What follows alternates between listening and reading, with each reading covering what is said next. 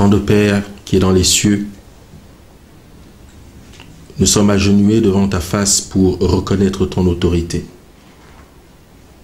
Et au moment où nous sommes réunis pour que tu nous parles, que tu réveilles notre intérieur, nous te prions au nom de Jésus-Christ, quelles que soient les fautes, de les effacer de notre livre de vie et de souvenirs. Et de permettre que notre prière puisse dépasser le second voile, Seigneur, et rentrer dans le lieu très saint où tu exauces à tous ceux qui t'appellent avec un cœur sincère. Père, nous sommes entourés de difficultés. Mais pour ce moment spécial, nous ne voulons plus exister pour que ce soit toi qui existes en nous, Seigneur. Nous voulons oublier toutes les difficultés que nous avons. Nous oublions toutes les calomnies, les problèmes à l'intérieur et à l'extérieur des familles, à l'intérieur et à l'extérieur des églises et de l'église. Nous voulons simplement être là avec toi, t'écouter, sans rien dire, te permettre de faire pénétrer la joie dans nos cœurs alors que nous vivons des vies difficiles. Te permettre, Seigneur, de restaurer une relation avec toi alors que nous nous sentons épuisés parce que nous avons l'impression que tu ne réponds pas ou que tu réponds trop tard. Nous voulons simplement t'écouter comme des enfants, des mendiants, parce que sans ton amour, nous ne pouvons avancer. En ce moment, je te prie, Père éternel, de faire venir tes anges pour sécuriser cet endroit de l'intérieur et de l'extérieur, pour effacer les souffrances et les douleurs, et de permettre que la semence tombe sur la bonne terre et que celle-ci puisse produire des fruits. Notre Dieu, tu connais nos pensées avant d'arriver ici. Tu as entendu nos conversations. Père, élimine au nom de Jésus-Christ tout ce qui t'a déshonoré. Et permets que, Seigneur, rien que nous ayons dit ou fait ne puisse venir à l'existence alors que nous les avons confessés devant ta face. Il est écrit que le repentir échappe au regard du Seigneur. Père, s'il y a des fautes qui peuvent empêcher que notre louange et notre adoration puissent parvenir jusqu'à toi, nous te demandons pardon. Père, merci d'inscrire ta loi dans nos cœurs au travers de ce que tu vas nous apprendre ce soir et de permettre que nous puissions grandir et rentrer dans la joie d'avoir appris quelque chose de nouveau et être remplis de feu pour vivre cette semaine en espérant encore recevoir un autre morceau de pain de vie venant de toi. Car tu l'as dit, l'homme ne vivra pas seulement de pain, mais de toute parole qui sortira de la bouche du Seigneur. Et nous sommes là pour écouter cette parole qui sort de ta bouche. La personne que tu t'es dédiée, Seigneur, c'est un homme qui est un pécheur comme nous tous. Nous voulons que tu le fasses disparaître, mais que ta face et ta gloire paraissent en lui et que les mots qu'il va prononcer viennent directement de ton cœur. Seigneur, accepte notre prière comme un parfum de bonne odeur et dispose-nous à t'écouter au nom puissant de Jésus-Christ de Nazareth. Amen. Amen. Il y a une histoire dans la Bible qui me touche particulièrement et je sais qu'elle touche aussi mes partenaires de foi, mes camarades de foi. Et vous trouvez ce texte dans les évangiles, comme l'on dit, synoptiques, dans Matthieu, dans Luc. On va prendre Luc 7. Oh, je sais que cette histoire, mon frère l'aime beaucoup, Marc doit la partager aussi. Encore une fois, mes compagnons partagent cette histoire. C'est une histoire qui est très touchante, vous savez. C'est une histoire qui est très touchante. Et les dames qui sont ici devraient être touchées par cette histoire. Parce qu'il s'agit d'une rencontre. C'est une femme. On est à Béthanie. On est à Béthanie. Et Christ est l'invité d'un pharisien que vous connaissez bien, Simon. Et Simon invite Jésus pour débattre théologiquement, pour débattre des doctrines. Donc le cadre est là, tous les amis de Simon sont là. Je le disais dans une méditation, c'est la crème des pharisiens. C'est le top niveau là. Tout le monde est chez ce Simon. Alors évidemment, les motivations de Simon pour inviter Jésus, j'ai entendu beaucoup de choses, je partage à peu près. En tout cas, il est clair que Simon a voulu se valoriser en invitant Jésus-Christ. confronter ce qu'on disait de Jésus pour que les pharisiens puissent débattre. Mais ça le mettait en valeur quelque part. Valeur perso, j'invite un rabbin, que l'on dit rabbin, et puis comme ça je peux épater la galerie. C'est une formule, hein, épater la galerie. Voilà, donc le cadre est là. Mais souvent, il va se passer quelque chose que personne n'avait prévu. Personne. C'est une femme. Le texte nous dit femme pécheresse. Elle va tout bouleverser. Et plus j'étudie ça, plus je comprends pourquoi il est écrit que cette histoire sera conservée et répétée d'âge en âge, parce que nous avons beaucoup de choses à apprendre de cette histoire. Vous savez, le christianisme, c'est simple, hein. C'est une rencontre. C'est ça le christianisme. C'est une rencontre qui transforme. S'il n'y a pas cette rencontre, il n'y a pas de transformation. C'est pas la peine. Si vous n'avez pas fait une rencontre avec Christ, à vous de voir ce que vous avez à faire. Je ne prétends pas moi en avoir fait une. Je pense qu'il y a des rencontres qui se font, j'espère, mais une fois qu'on a rencontré, il faut aller beaucoup plus loin dans la rencontre. Mais c'est là, c'est ça qui m'intéresse. Alors évidemment, il n'y a que Jean qui identifie cette femme, Marie. La tradition veut que c'est Marie-Madeleine. Luc ne dit pas, Luc dit pécheresse, Marc dit pécheresse, Jean dit Marie. Bon, mais cette rencontre, elle est formidable. Luc 7, et voici une femme pécheresse qui se trouvait dans la ville, ayant su qu'il était à table dans la maison du pharisien. Elle apportait un vase d'albâtre, plein de parfums. Elle se tint derrière, aux pieds de Jésus, et elle se met à pleurer, Et bientôt elle mouilla les pieds de ses larmes, puis elle les essuya avec ses cheveux, les embrassa et les oignit de parfums. C'était pas prévu que cette femme, elle n'avait pas à être là. Elle n'avait pas le droit d'être avec des hommes. C'est une intruse, ça ne devait pas avoir lieu cette rencontre. Mais elle est au courant et elle rentre. Et elle fait fi de tout ce que l'on peut penser d'elle. Elle a une sale réputation. Vous savez quel était son métier. C'était une prostituée. Et en plus, elle se prostituait à la cour du roi Hérode, ce qui énervait, excitait davantage les Juifs, en plus prostituée, et en plus avec l'occupant romain. Donc ça, c'était trop. On ne pouvait pas la toucher, elle ne pouvait même pas vous effleurer, de peur que vous soyez impur. C'est une moins que rien, c'est une rebut de la société. Personne n'en veut de cette femme. C'est une traînée, elle est moins que rien. Et elle va se présenter devant tous ces hommes, et elle ne va prendre qu'une seule direction, le Christ. Le Christ. Elle va rencontrer le Christ. Alors évidemment, on peut dire beaucoup de choses.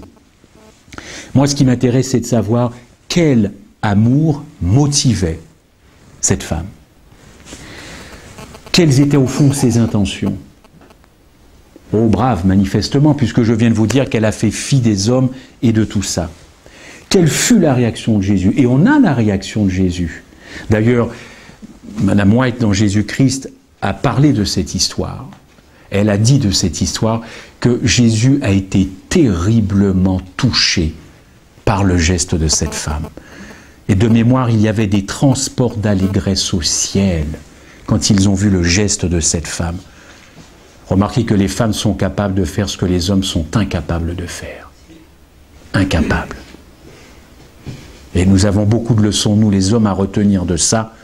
C'est une femme qui a fait ça. C'est pas un homme qui est venu embrasser les pieds de Jésus-Christ.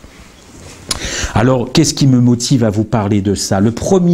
La première édition du livre de Jésus-Christ, oh, j'étais pas né, hein, sinon je serais bien vieux, c'était à Chicago. Madame White avait mis comme titre, en premier chapitre, « Les pécheurs ont besoin de Christ ». Amen. Bien sûr que oui. Elle s'est dit, voilà, il faut tout de suite avertir que la condition de pécheur, il nous faut Jésus-Christ. Seulement, elle a réfléchi, le Saint-Esprit a dû lui parler, et quand il y a eu une réédition, elle a enlevé le titre « Les pécheurs ont besoin de Jésus-Christ » pour remplacer ce premier chapitre en « L'amour de Dieu pour l'homme ». Voyez, elle s'est dit qu'elle allait davantage toucher le cœur des gens en parlant de l'amour de Dieu, plutôt que de parler de leurs conditions. Ça allait venir, évidemment, l'amour de Dieu pour l'homme. Elle a voulu commencer par proclamer l'Évangile en montrant l'amour de Dieu pour l'homme.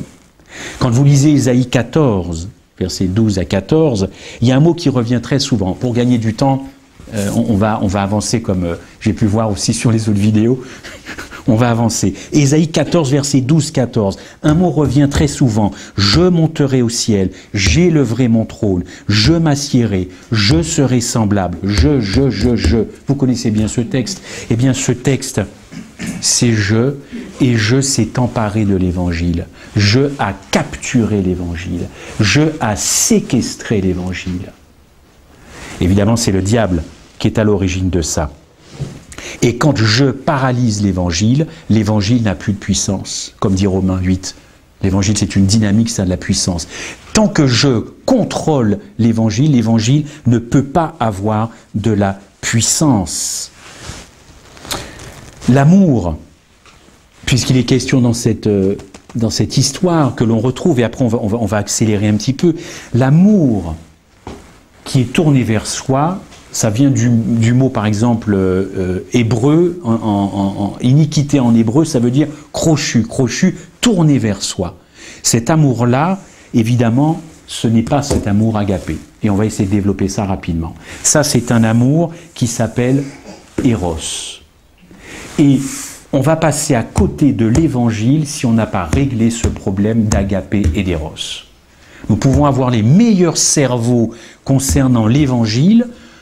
On peut même croire qu'on vit l'Évangile si on n'a pas réglé le conflit Eros-Agapé. On passe à côté du Nouveau Testament, le cœur même du Nouveau Testament. Et on passe à côté du salut. Notre salut dépend de la façon dont on a réglé ce conflit dans nos vies. Alors, Satan, évidemment, le grand artificier, c'est lui qui s'est attaqué à ça. Il a de la haine pour l'agapé. Il a véritablement de la haine pour cet amour. Il ne supporte pas cet amour. Et je dois vous dire que c'est cet amour que nous sommes incapables de produire, mais que nous finirons par produire. Il y a de l'espoir. C'est ça, moi je suis toujours tiraillé entre la réalité et l'idéal. La réalité, c'est pas bon, mais nous sommes tendus à l'idéal. Et nous produirons cet amour agapé. Mais nous ne pourrons pas naturellement le faire. Christ va réaliser ce qu'il veut réaliser de d'éternité en éternité dans l'homme. C'est-à-dire la reproduction de l'amour qu'il a pour son Père, de l'amour qu'il a pour ses anges. Il ne peut pas continuer à voir des êtres humains qui se réclament de lui, produire un amour qui est contraire à l'amour de son royaume. Et nous ne sommes pas capables, je ne suis pas capable de produire un amour agapé. Je prie Dieu de m'aider à produire cet amour agapé. On va rentrer vite dans les détails. Agapé, qui veut dire amour inconditionnel, agapéo, du grec, vous pouvez toujours faire des recherches. L'agapé renonce à lui-même. Et la croix, c'est ça. La croix, c'est le renoncement définitif à la vie, c'est la seconde mort. Eros ne veut absolument pas renoncer à lui-même. Eros est versatile, c'est-à-dire qu'il change d'avis. Agapé n'est pas versatile. L'amour de Dieu n'est pas fonction de mon humeur dans la journée. L'amour de Dieu n'est pas fonction si je fais le bien ou si je fais le mal. Son amour est invariable. Les gens pensent qu'en faisant du bien, ils vont changer la position de Dieu vis-à-vis d'eux. C'est faux. Les bons comme les méchants, Dieu les aime. Mais c'est dérangeant parce que nous considérons plutôt que nous sommes du côté des bons et que les méchants, c'est les mécréants qui doivent... Non. Dieu aime tout autant le méchant que le bon. Eros a des arrière-pensées, calculateur. Agapé n'a pas de calcul. Agapé ne calcule pas. Il fait tout librement. Agapé, vous l'avez compris, c'est Marie. Mais on va aller un petit peu plus loin. Eros, c'est l'homme qui cherche la première place. Agapé ne cherche pas la première place. Ça ne l'intéresse pas. Eros, c'est l'homme qui veut être servi par les autres.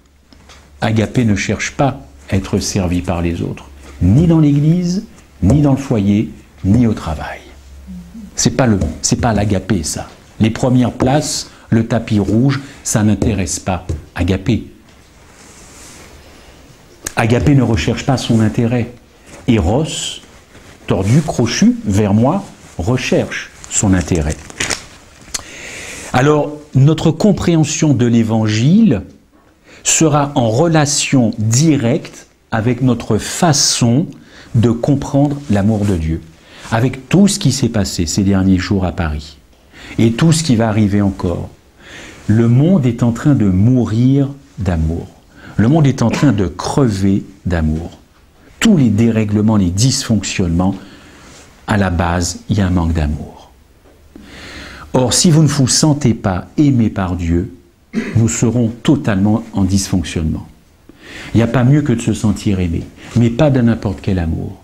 Et il n'y a pas mieux que de donner de l'amour, mais pas n'importe quel amour. Pas cet amour éros, pas cet amour qui est pratiqué entre nous les humains. Je ne parle même pas de religion, même l'être humain. On a beaucoup parlé de ça, l'être humain. On meurt d'amour. Et si on ne se sent pas aimé, encore une fois, ce sera très très compliqué. Alors, si nous projetons l'amour que nous produisions classiquement éros sur Dieu, eh bien nous enseignerons un évangile éros. Si nous produisons un amour agapé, nous enseignerons un amour agapé. Vous voyez un petit peu où se joue l'enjeu? C'est-à-dire que nous pouvons refermer nos Bibles tout de suite et aller faire tout ce que nous voulons. On aurait beau se réclamer de Christ, on n'a rien compris de l'Évangile. La base même, la première apostasie dont Paul parle en 2 Thessaloniciens, vous croyez que c'est le dimanche, le samedi au dimanche? La première apostasie, la première chose à laquelle Satan a lutté, c'est agapé, éros. Il a voulu faire exploser l'agapé, il n'a pas supporté l'agapé pour transporter le monde religieux et le monde tout court vers l'éros. Il a changé l'aiguille. Première apostasie, regardez le texte, on le lira tout à l'heure, de 2 Thessaloniciens 2. L'amour de Dieu est en complète contradiction avec l'amour que produit l'homme. Alors un tout petit peu d'histoire, parce que cet éros, il a une histoire, et cet agapé aussi. Alors évidemment, pour exploser l'amour agapé, les rédacteurs du Nouveau Testament, à chaque fois qu'ils écrivaient le mot amour, ils écrivaient agapé. Pourtant, ils avaient une pléiade de mots. Ils avaient éros, ils avaient philéo, vous connaissez tout cela, et il y avait agapé. Eux, ils ont choisi agapé. Alors, ce qui a énormément déplu aux philosophes de l'époque, puisqu'ils ne comprenaient pas pourquoi le mot éros n'était pas employé. Mais Jean, ils savent très bien pourquoi Jean, l'apôtre Jean, il employait le mot agapé. Alors éros, la première personne qui a introduit le mot éros en schématisant, c'est Platon. Parce qu'à l'époque, il y avait l'éros charnel, pour tout dire, l'attirance physique, les relations sexuelles, pour tout dire. Bon, lui, Platon, c'est plutôt un intellectuel. Donc il a dit non, l'homme ne peut pas verser dans l'aspect charnel. L'homme, il a une aspiration quand même à une relation avec le ciel, avec quelque chose. Alors à côté de l'éros charnel, il a créé l'éros spirituel. L'éros spirituel, je l'ai noté, c'est la définition la plus noble de l'amour pour les philosophes grecs.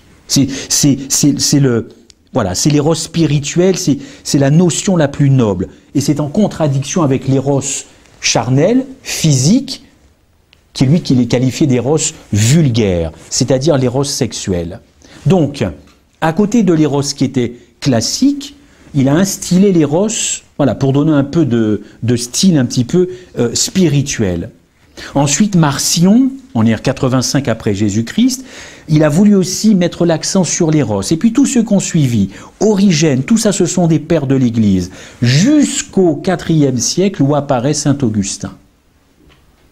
Et ça, c'est vrai, il faut dire que l'Église catholique romaine, c'est vraiment elle qui a diffusé cet éros pour contrecarrer l'agapé.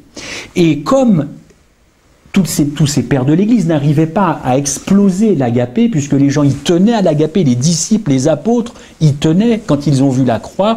Alors, pas saint Thomas d'Aquin, saint Augustin, il a fait un mixte. Il a pris l'éros spirituel, ce qui élève l'âme, l'esprit, et puis il l'a mariée avec Agapé, parce qu'il s'est aperçu qu'Agapé n'arriverait jamais, l'Église catholique a vu qu'elle jamais elle n'arriverait à faire disparaître l'Agapé, c'est-à-dire cet amour inconditionnel entre les hommes. Et bien de Eros plus Agapé, ça a donné un nom qui fait encore beaucoup de dégâts, charité, qui veut dire caritas. Et maintenant, le travail, la boucle était bouclée, puisque maintenant c'est Caritas qui a envahi le monde chrétien. Envahi le monde chrétien. Nous sommes sous le règne, pas nous, je l'espère en tout cas, parce que nous essayons de comprendre, sous Caritas, qui veut dire charité. Et saint Thomas d'Aquin, au XIIIe siècle, eh bien, a fait vraiment devenir Caritas le concept d'amour dominant. Voilà. Quand j'aime, je suis Caritas maintenant. Alors on va voir un petit peu qu'est-ce que ça donne. Vous comprenez que l'amour agapé, c'était cet amour, c'est l'amour du Nouveau Testament, combattu par le diable. Et effectivement, quand vous entrez dans la dimension, la stratosphère agapée, toutes vos relations sont complètement différentes. Si vous êtes plutôt sous le règne de Caritas, qui en soi, la charité, c'est pas mauvais, être charitable, avoir un cœur charitable, mais ce n'est pas l'amour du Nouveau Testament. C'est pour ça qu'il y a une dévaluation de l'agapé. Finalement, Caritas est un sous-produit. Caritas, c'est un ersatz de l'amour biblique qui est complètement agapé. Agapé, c'est tout le Nouveau Testament. C'est le cœur de la foi chrétienne. Mais il a fallu une contrefaçon, charité, caritas. Et c'est ça qui ne doit pas nous animer. Ce n'est pas cet amour que nous devons produire grâce à Dieu, c'est l'amour agapé. Un amour inconditionnel. Alors les chrétiens de Thessalonique, ils étaient tournés vers le retour de Jésus-Christ. Alors ils ont cessé de travailler, ils ont cessé de récolter. D'ailleurs, ils ne faisaient plus les récoltes donc de la moisson. Et ils disaient, nous n'avons plus besoin de tout cela, Christ revient. Et pareil en 44, vous connaissez ce désappointement. Et finalement, tout ce petit monde finissait par vivre aux dépens des uns et des autres. Pourquoi je vous dis ça?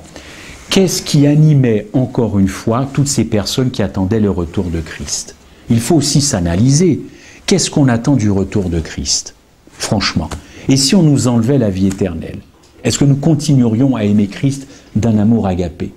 Parce que c'était ça Thessalonique, et 44. Ils ont tout vendu, Jésus revient. Sauf que Jésus n'est pas revenu. Qu'est-ce qu'il y avait derrière ce retour? De l'amour, je l'espère évidemment, mais il faut aussi qu'on analyse nos motivations. Qu'est-ce qui nous intéresse dans le christianisme? Qu'est-ce qui nous intéresse en Jésus-Christ? Est-ce sa personne, ses doctrines, son amour, la vie éternelle?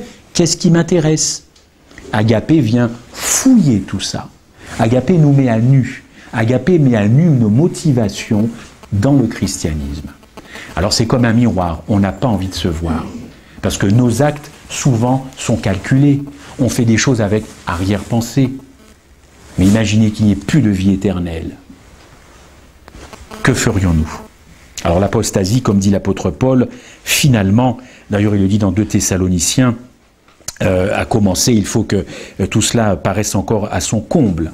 D'ailleurs il le dit aussi dans Galates, Galates 1, versets 6 et 7, vous pouvez prendre juste les notes, moi j'ai noté ça parce que j'ai préparé ça. Quel est l'évangile de Christ? C'est l'agapé. Quand le message de la justice de Christ est arrivé en 1888, c'est le livre des Galates qui était au centre de la polémique. Eh bien les Galates c'était quoi? C'était la foi plus les œuvres. Et finalement John C. Wagoner ont combattu ça. C'était encore à nouveau un rappel que nous n'avons pas de mérite et qu'il faut analyser nos motivations dans nos relations les uns avec les autres et surtout dans la prière, par exemple avec Dieu. Quand je prie Dieu, j'attends quoi? Et au fond, est-ce qu'il faut attendre quelque chose? Si on est tout le temps à quémander et on ne voit rien, ça va faire des légions de découragés. Galates, le livre principal de la réflexion de 88. Et vous avez dans l'une des dernières lettres de Paul, en 2 Timothée 3, 1, 5, dernière lettre de Paul, qu'est-ce qu'il dit? Qu'est-ce qui fait la force de la piété? C'est l'agapé. On peut peut-être prendre ce texte, vite fait, 2 Timothée 3, 1, 5, 2 Timothée 3, 1, 5, 2 Timothée 3, 1, 5, voilà, 2 Timothée 3, hop, 1, verset 5, ayant l'apparence de la piété, mais reniant ce qui en fait la force. Qu'est-ce qui fait la force de la piété? Ce n'est pas Eros, ce n'est pas Caritas, c'est l'agapé. C'est ça qui fait la force de la piété. Et vous verrez que plus les chrétiens seront pieux à la fin des temps, plus les bûchers vont se rallumer, parce que cette force d'agapé sera insoutenable à la vue des gens, parce qu'ils ne pratiqueront pas, grâce à Dieu, cet amour-là. Alors Eros, c'est, en schématisant, vous devez être bon avant que Dieu vous sauve. On va essayer de donner quelques définitions à Eros. Voilà. C'est sois bon et Dieu te sauvera. Caritas, c'est le mélange des deux. C'est moi plus Dieu. Mais ce n'est pas l'évangile. L'évangile, ce n'est pas moi plus Dieu. L'évangile, vous le connaissez, la fameuse phrase de Paul, c'est non pas. Ben ouais, c'est ça l'évangile. Si on devait résumer l'évangile, c'est non pas moi, mais Christ. Or, Caritas, c'est moi plus Christ, évidemment. Alors, un exemple biblique, Eros, si vous connaissez l'histoire, c'est Ananias et Saphira. On n'a pas tout vendu, et de tout ce qu'on a vendu, on n'a pas tout donné. On en a gardé un petit peu sous le coude. C'est Eros, le calcul, les arrière-pensées, c'est pas bon. Ça ne peut pas tenir la route, c'est pas le royaume de Dieu. Vous trouvez aussi dans Matthieu 19, verset 16, « Que dois-je faire pour quoi ? Avoir la vie éternelle. » Quelle est la réponse de Dieu ? Dieu parle de la bonté. Je viens, je me présente, je dis qu'est-ce qu'il faut pour avoir la vie éternelle ? Jésus répond, mais pourquoi tu dis que je suis bon ? Il n'y a pas de cohérence entre la réponse et la question. Que dois-je faire pour être bon ? Jésus lui répond, il n'y en a pas un seul qui est bon. Il n'y en a pas un qui est bon. Parce que peut-être en arrière-pensée, ce jeune homme riche se disait, bon, je suis bon, alors la vie éternelle, elle m'attend, elle est pour moi. Et pourtant, la bonté n'est pas dans sa question, mais Jésus n'est pas fou. La bonté est dans la réponse de Jésus. Les bons comme les méchants, Dieu les aime. Pourquoi Dieu aimerait plus les bons que les méchants ? Eros, c'est quand je pense que ma loyauté me sauvera. Ah bon ? Ma loyauté ne me sauvera pas. C'est la loyauté de Dieu qui me sauvera, ou qui m'a sauvé. Mais ce n'est pas ma loyauté qui me sauvera. Eros, c'est acte 15, verset 1, le problème de la circoncision. Paul a dit non. Paul a dit non. Être circoncis avant d'être sauvé. Acte 15, verset 1, je le prends rapidement. Acte 15, verset 1. C'est vrai que Paul a dû régler un certain nombre de problèmes. Acte 15, verset 1. Quelques hommes venus de la Judée enseignaient les frères en disant « Si vous n'êtes pas circoncis, selon le rite de Moïse, vous ne pouvez être sauvés. » Alors maintenant, il faut se faire couper le petit bout de la zézette pour être sauvé. Paul dit non, Paul est entré en débat avec eux. Mais c'est fini tout ça, c'est terminé, c'est l'ancienne dispensation. C'est fini. Eros, c'est quand je pense que c'est ma fidélité qui me sauvera. Ah bon ? Non.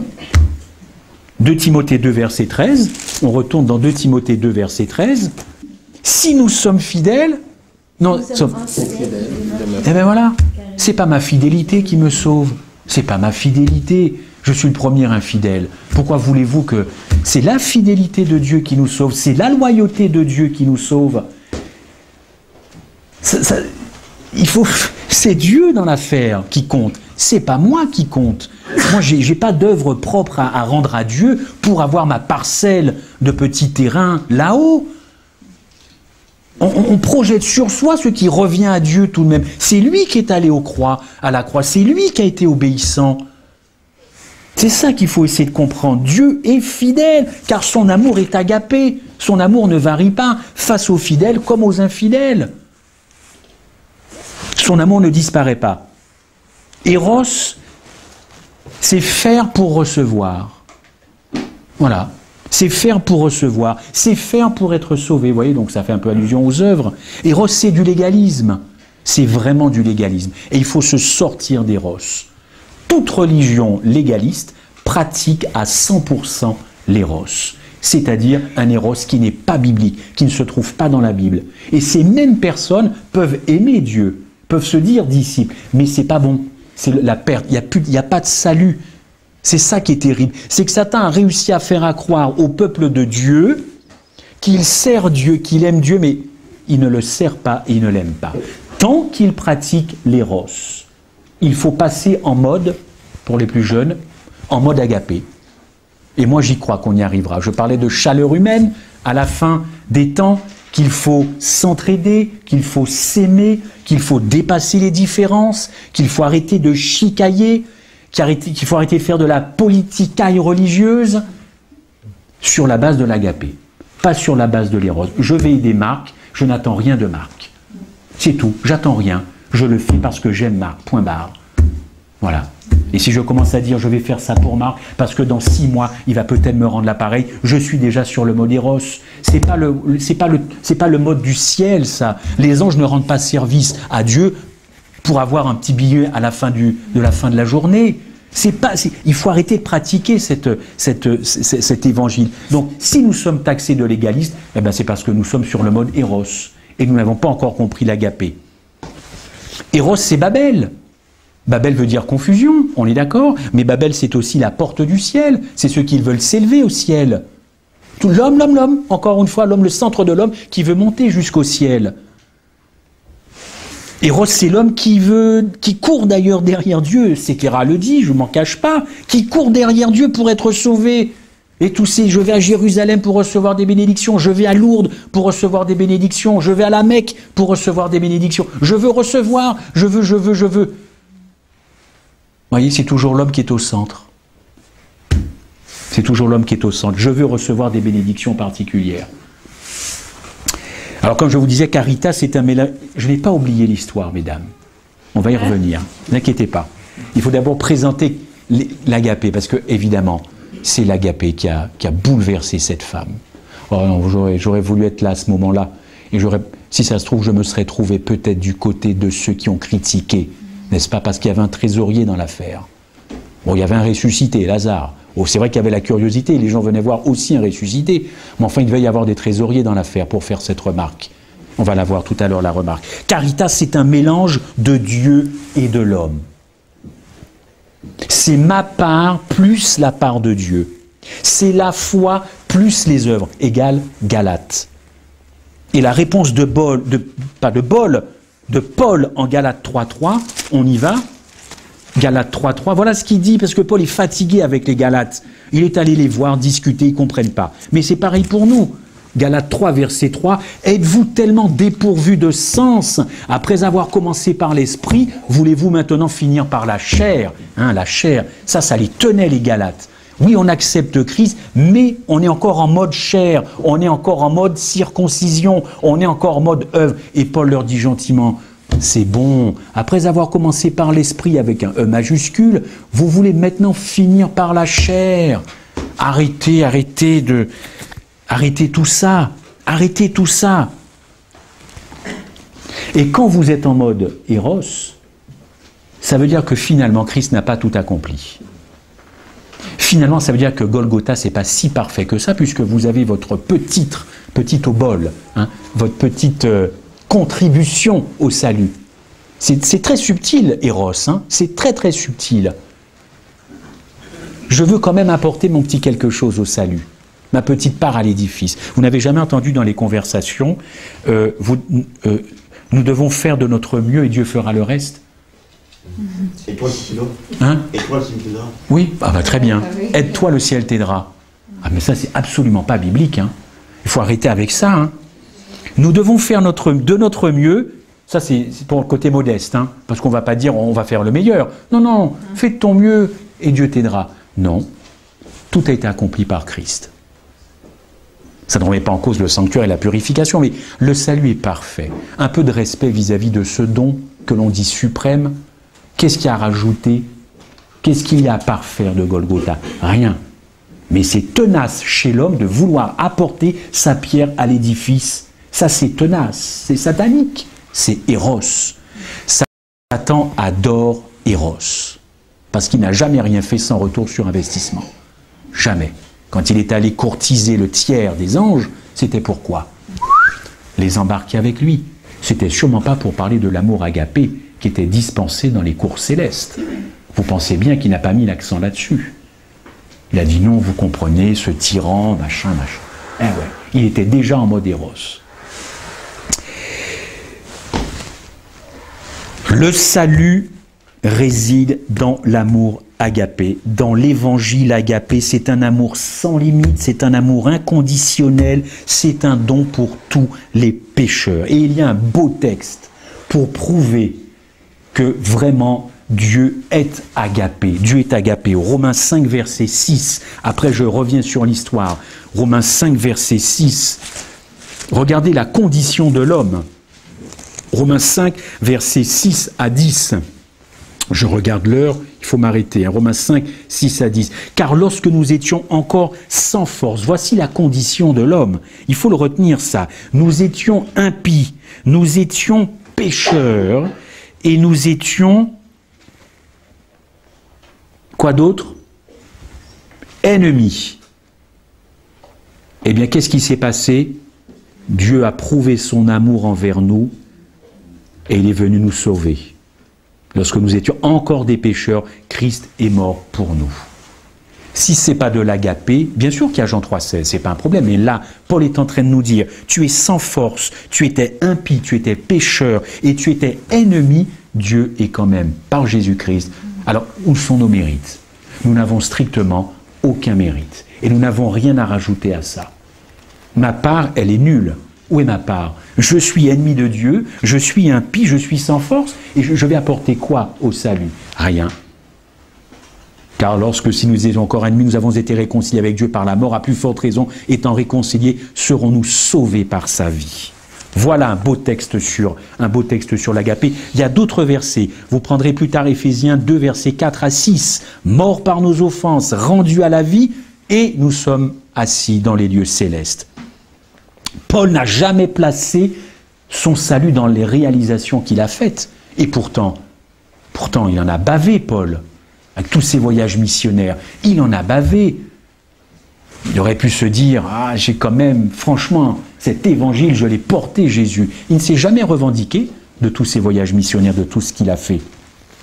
Vous avez aussi un autre texte, Tite 3, verset 2-3, Dieu nous a sauvés selon sa miséricorde, pas la nôtre. Nous n'avons rien à faire valoir au pied de la croix.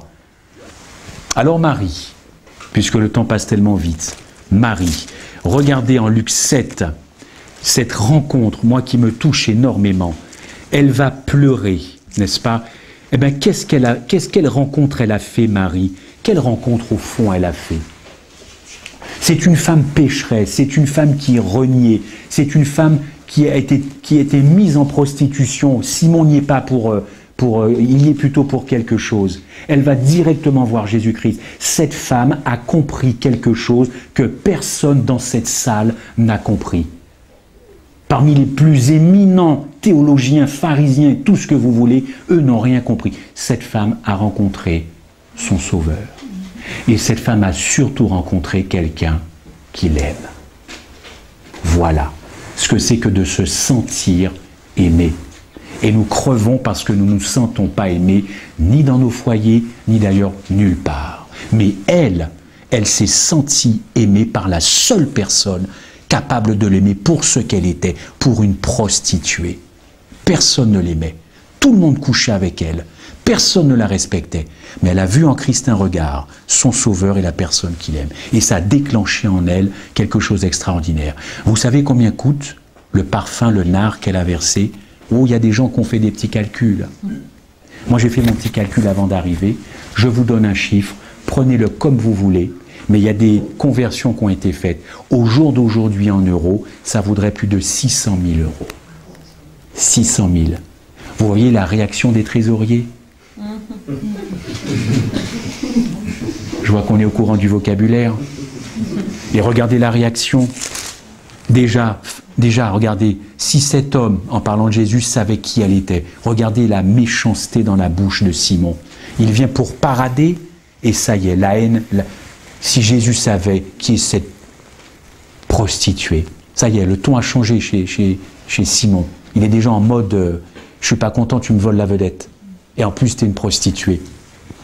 Si cet homme était prophète, il connaîtrait de quelle espèce est cette femme. Voyez un peu comment on parlait des femmes à l'époque. Quelle espèce tu es? Quelle espèce? Jésus prit la parole, et ça c'est très très beau. Il raconte une petite histoire. Mais moi ce qui m'intéresse, c'est cette rencontre Encore une fois, j'insiste, le christianisme, c'est une rencontre personnelle avec son Sauveur pour l'éternité.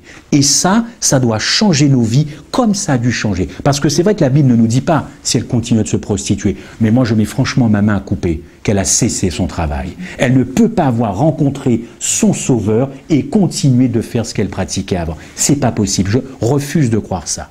On ne peut pas rentrer en contact avec Jésus-Christ d'une telle intensité et retourner dans les bas-fonds de sa condition. C'est pas possible. Oh, Jésus a dit à cette femme, tes péchés sont pardonnés. Elle a beaucoup aimé. Elle a beaucoup aimé. C'est-à-dire qu'elle a beaucoup agapé Jésus-Christ. Elle a beaucoup agapé Jésus-Christ. Et voilà ce que Jésus dit à Simon d'une façon très, très tendre. Tu ne m'as pas donné, je suis à Luc 7, tu ne m'as pas donné d'eau pour me laver les pieds. Tu ne m'as pas donné le baiser. Tu n'as même pas versé d'huile sur ma tête. C'est-à-dire, Simon, tu n'as rien fait pour moi. Or, cette femme a tout donné. Tout ce qu'elle avait. Tout ce qu'elle avait. Je suis sûr même qu'elle n'a pas réfléchi comment elle se nourrirait le lendemain. 600 000 euros. 600 000 euros. Elle n'a pas calculé. Agapé ne calcule pas. Quand agapé est là, il n'y a pas de calcul. Agapé, c'est tout. C'est banco. Ça fait mal, ça dérange. Et agapé, ce n'est pas raisonnable. Parce qu'encore une fois, il y a des gens qui disaient à cette époque-là, cet argent-là, on aurait pu le mettre ailleurs. Et vous ne croyez pas que la même situation en 2015, ici ou ailleurs, nous n'aurions pas des gens qui diraient, dis donc, 600 000 euros, on en construirait des hôpitaux et des dispensaires. Franchement, nous aurions la même réaction que ces pharisiens. Laissons parler l'esprit quand l'esprit parle et laissons agir les gens. Je ne dis pas qu'il faut casser sa tirelire toutes les semaines à 600 000. Je suis simplement en train de vous dire que l'agapé nous dérange parce que l'agapé n'est pas raisonnable. Mais dites-moi, est-ce que la croix c'est raisonnable? Est-ce que la croix, oh, ça a été jugé en lieu céleste que c'était raisonnable? Bien sûr. Mais franchement, l'agapé bouleverse. L'agapé ne compte pas. L'agapé c'est terrible. Alors prenons-en effectivement, j'aurais encore beaucoup de choses à dire. Voilà, l'agapé c'est Moïse, qui était prêt à renoncer pour que son peuple, c'est dans Exode 31. L'agapé, c'est Paul, qui était prêt à renoncer en Romains 9, verset 13, au profit de son peuple. Pas moi, efface-moi du livre, prends mon peuple. Deux personnages. Beaucoup de choses encore à dire sur l'agapé. Mais elle a beaucoup aimé, je vais arrêter là. C'est une femme formidable. C'est terrible. Cette rencontre merveilleuse. Quelle femme, quel agapé. Amen. Amen.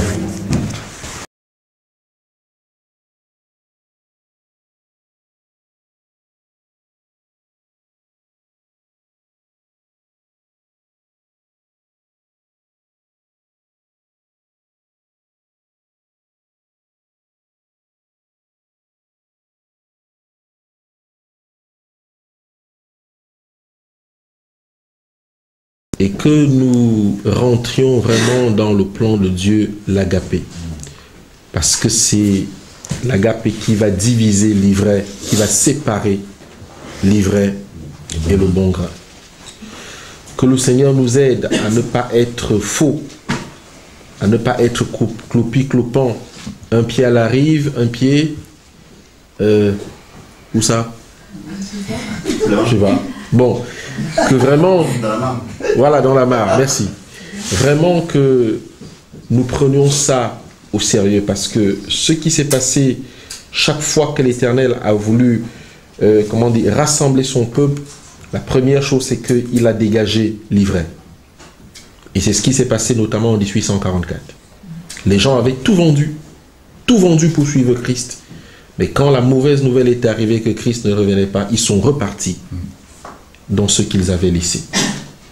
Qu'un petit nombre seul qui avait vraiment rencontré Christ est resté à sonder, à creuser pour comprendre ce qui s'est passé. Et ils ne sont pas revenus en arrière. Dieu savait qu'il y avait des gens qui voulaient le paradis, mais pas le Seigneur du paradis. Prions les uns pour les autres, pour que le Seigneur nous aide et surtout que nous puissions nous retrouver et que la démonstration de l'agape aux portes du ciel, quand je vais voir mon frère, se manifeste en disant, donc tu aimais vraiment Dieu de tout ton cœur, de toute ton âme et de toute ta pensée. Et à la fin de cette prière 2 à 2, je vais une fois de plus prier et puis on passera à la deuxième partie de notre programme. Notre Père qui est dans les cieux, tu nous as parlé ce soir, Père éternel. Et tu nous as envoyé cet avertissement parce que tu ne voudrais pas rentrer dans la salle de noces et trouver quelques-uns d'entre nous avec une robe rouge. Et où tu seras obligé de dire, jette-le à l'extérieur, dans les ténèbres, l'obscurité, où il y aura des cris et des grincements dedans. Tu nous amènes à nous découvrir, Seigneur. Et tu nous enseignes que l'agapé, c'est le qui perd gagne. Celui qui donne sa vie pour Jésus-Christ sur cette terre l'a perdu aux yeux des hommes. Mais en réalité, il a gagné le cœur de Christ. Amen. Notre Père qui est dans les cieux, tu nous racontes tout ceci parce que tu veux que nous soyons solides. Et tu nous as pris l'exemple d'un patriarche, Job, lorsque l'ennemi l'a complètement déraciné. Il a eu de cesse que de dire, Dieu a donné, Dieu a repris, que son nom soit glorifié. Je ne sais pas si nous sommes capables de le dire, mais le fait que tu nous as encore parlé ce soir, c'est que tu veux absolument que nous prenions le secret de ton cœur qui est la porte étroite. Et très peu prennent ce chemin, nous dit les Écritures. Notre Dieu, notre Père, je t'en prie. Tu connais combien de fois l'ennemi nous a attachés. Mais c'est justement avec des hommes et des femmes comme nous, alors que les prophètes ont voulu vivre ce moment et cette expérience, tu as choisi les hommes les plus faibles, les plus atteints par le péché depuis toutes les générations qui sont passées. Nous sommes la génération la plus faible, celle qui ne peut résister à la présence de l'ennemi. Mais c'est là où tu as dit qu'ils écraseront la tête du Léviathan. Seigneur, il n'y a rien de bon en nous et nous le savons. Et nous invoquons ta promesse pour que cette parole ne tombe pas sur la mauvaise terre, mais qu'elle puisse tomber au plus profond de notre cœur par la puissance de ton esprit et renoncer à tout ce que le monde nous présente et apprendre à s'accrocher aux choses invisibles. Nous avons connu les plaisirs de ce monde. Nous ne sommes jamais allés là-haut pour voir la différence. Et c'est pour ça que nous nous accrochons à ce qui est ici, parce que c'est tout ce que nous connaissons. Mais tu as dit, la foi est une ferme assurance des choses qu'on espère, une démonstration des choses qu'on n'a jamais vues, et que peut-être qu'on ne verra qu'une seule fois la trompette, quand la trompette aura retenti. Il y en a qui les ont salués de loin, Père, et qui ont donné leur vie d'une manière définitive. Il est écrit que le monde n'était pas digne de ces hommes-là qui t'ont aimé d'un amour agapé. Il est écrit dans les Hébreux qu'ils ont refusé de recouvrer la résurrection parce qu'ils attendaient une résurrection meilleure. Père, je te prie au nom de Jésus-Christ de maintenir ta grâce sur nous et de nous former à ta rencontre, Seigneur, et d'apprendre à aimer le céleste et non le terrestre. Notre Dieu, notre Père, notre vie est entre tes mains. Et nous ne voulions pas que ton sacrifice eût été pour rien.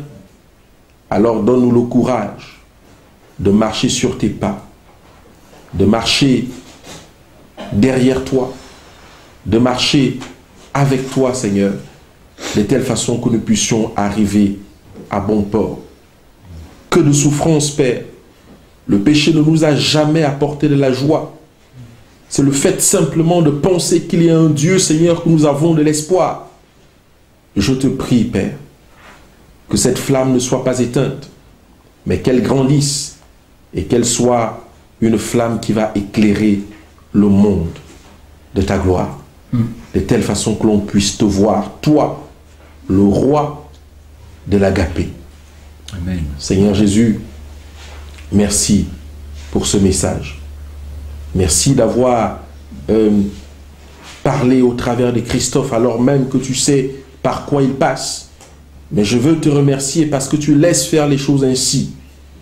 Car c'est ainsi que tu purifies ceux qui sont à toi. Gloire à toi pour ce qui lui est arrivé, Seigneur. Donne-lui ta grâce. Montre à l'ennemi, Seigneur, qu'il y en a un qui est tenu et qui tiendra malgré ce que je t'ai laissé faire de lui. Car nous savons que rien ne nous arrive comme il est écrit. Et c'est d'ailleurs l'ennemi lui-même qui a dit à Job, qui a parlé à Job en disant que oui, tu l'as entouré d'une haie de protection. Et nous sommes convaincus au travers de cette parole que rien ne nous arrive sans ton autorisation. Seigneur, remplis-nous de grâce et de sagesse. Remplis-nous d'espoir et de discernement. Remplis-nous de grâce, d'obéissance et de renoncement en nous-mêmes. Car il est écrit, ce n'est plus moi qui vis, mais c'est Christ qui vit en moi. Permets que cette prière puisse atteindre le lieu très saint, Seigneur, où tu intercèdes, Seigneur Jésus, pour nous. Et que tu puisses prononcer les noms de toutes les personnes qui sont agenouillées ici, Seigneur, qui ont élevé une prière. Que tu puisses parler au Père, Seigneur Jésus, de tout ce que tu as entendu de cette réunion de prière. Et que tu nous envoies les anges médecins pour ceux qui sont malades. Que tu nous envoies les anges instructeurs pour ceux qui ont encore besoin et qui continuent dans la vérité. Que tu nous envoies des anges protecteurs, Seigneur, de telle façon que l'ennemi n'ait pas accès à nos vies tant que tu ne nous sens pas prêts. Père éternel, que tu nous envoies ceux qui vont nous instruire au travers de notre esprit, de telle façon, Père éternel, que ta vérité puisse être posée et enracinée dans nos cœurs. Bref, Père éternel, que tu nous remplisses de l'esprit pour nous rendre invisibles à l'ennemi. Que la gloire et l'honneur te soient rendus, Père, au siècle des siècles, car nous t'avons prié au nom de Jésus-Christ de Nazareth. Amen. Amen. Amen. Amen. Donc j'ai demandé à Marc de nous faire part de déjà quelques expériences. Donc pour ceux parmi nous qui ont partagé des sujets de prière, donc à la fois par papier ou par le site internet. Donc sachez qu'il y a une cellule d'intercession qui se fait régulièrement. Et donc pour ceux qui nous suivent par internet, c'est une grâce parce que on était loin de s'imaginer l'ampleur que ça allait prendre. On est aujourd'hui plus de 900 personnes par internet. Donc c'est vrai que c'est important. Et donc pour ceux également qui sont sur internet, ils ont la possibilité donc d'aller sur le site allianceeternelle.com et de soumettre de manière anonyme ou non des sujets de prière. Et si je tenais à ce que Marc intervienne maintenant, c'est pour nous faire part déjà, parce que le but c'est pas de faire part des sujets et puis de faire part, mais c'est aussi de pouvoir témoigner de ce que Dieu est capable de répondre. Dieu ne va pas répondre en un claquement de doigts à tous les sujets. Il y a des choses qui doivent maturer, il y a une préparation aussi, et Dieu se permet que nous puissions traverser certaines épreuves pour nous fortifier, pour transformer notre caractère, nous apprendre la patience. Et donc voilà, si tu peux partager les premiers retours par rapport à ça, je pense que c'est aussi de nature à nous encourager et surtout à glorifier Dieu, parce que le seul et unique but, c'est de rendre gloire à Dieu de ce qu'il est capable de faire quand on traverse des moments difficiles ou lorsque des fois on est dans les difficultés et qu'on ne voit aucune issue. Voilà. Je suis un peu gêné de parler de ça parce que comme c'est souvent sous le couvert de l'anonymat, je ne sais pas si... Sans donner de nom. Voilà, c'est compliqué. En tout cas, nous avons reçu un certain nombre de sujets de prière et la cellule de prière fonctionne effectivement tous les vendredis soirs entre 4h et 5h du matin. par la grâce de Dieu, on prie pour tous les sujets que nous avons spécialement reçus dans la semaine. Il y a eu un sujet de maladie et nous avons reçu un retour de mail où et c'est une maladie grave, mais extrêmement grave, où d'ailleurs actuellement il n'y a pas forcément d'issue au niveau de la médecine. Donc nous avons prié pour ça, nous sommes par la grâce de Dieu allés voir cette personne parce qu'elle habite à peut-être à 100 km d'ici. Et le Seigneur est en train d'accomplir un miracle. Au moment où nous sommes allés là-bas, cette personne ne parlait pas très bien. Et aujourd'hui, elle parle mieux, en fait. Elle parle mieux. Elle-même m'a envoyé cette personne un mail, me disant que vraiment, depuis que nous avons commencé à prier, il y a beaucoup de choses qui se sont passées. Et cette personne se sent guérie en Jésus-Christ. Bien sûr, nous allons continuer à intercéder et nous devons encore nous rendre là-bas. Et je disais que lorsque ce sera un problème compliqué, si le Seigneur le permet, nous pourrons, avec Laurent, Frédéric, Christophe, et ceux d'ailleurs qui veulent se joindre à nous, nous irons souvent dans des endroits reculés, des gens qui ne peuvent pas venir ici, prier pour ça. Et je pense que s'il s'agit de l'agapé, le Seigneur ne renie pas l'agapé. Nous avons également prié pour quelqu'un qui était dans une grande souffrance, était sur le point de tout perdre, maison, voiture, tout. Et justement, nous avons demandé au Seigneur d'être le juge et l'avocat de cette affaire. Et nous avons reçu un mail aussi où la personne nous a dit vraiment, quand ils partaient, ils savaient que je pense c'était terminé pour eux, que voilà. Mais Dieu ayant été le juge et leur avocat, les choses se sont très bien passées. Ils n'espéraient pas mieux que ça. Et nous voulons dire gloire à Dieu. Si je les avais contactés avant, je vous aurais dit clairement de quoi je parle. Mais vous comprendrez que comme c'est fait d'une manière anonyme et que je n'ai pas reçu d'autorisation, je ne peux pas en dire plus. Mais nous intercédons et nous sommes prêts à aller où il faut, quand il le faut, par la grâce de Dieu, pour le faire. Et ceci, ce n'est pas parce que nous savons le faire où il réside une puissance, c'est la communion de nous tous qui donne de la puissance et qui permet que Dieu agisse, parce que nous faisons quelque chose de simple, nous ouvrons l'échelle de Jacob à l'endroit où nous sommes de telle façon que les anges agissent. C'est une foi que j'ai personnellement, qu'il y a des anges médecins, qu'il y a des anges protecteurs, qu'il y a des anges messagers. Je pense qu'on trouve tout ça dans la Bible et que nous permettons à chacun de ces anges de faire la volonté de Dieu dans nos vies quand nous ouvrons l'échelle de Jacob. Voilà quelques nouvelles du site. Continuez à envoyer des sujets de prière. Continuez à prier pour nous alors que nous prions tous ensemble, de telle façon que ce qui se passe ici soit une véritable révélation de Dieu. Et comme je le disais pour finir, ce n'est pas une question d'homme. Si on pouvait s'écarter et faire disparaître son image et voir Christ qui parle, ce serait mieux. Mais c'est vraiment pas une question d'homme, et que ce ne soit pas oui, je vais prier parce que ces frères-là, quand ils prient, quelque chose se passe. Non, non, pas du tout. Il n'y a rien de spécial. C'est comme on le fait et c'est simplement ça. Voilà, c'est ce que je voulais partager.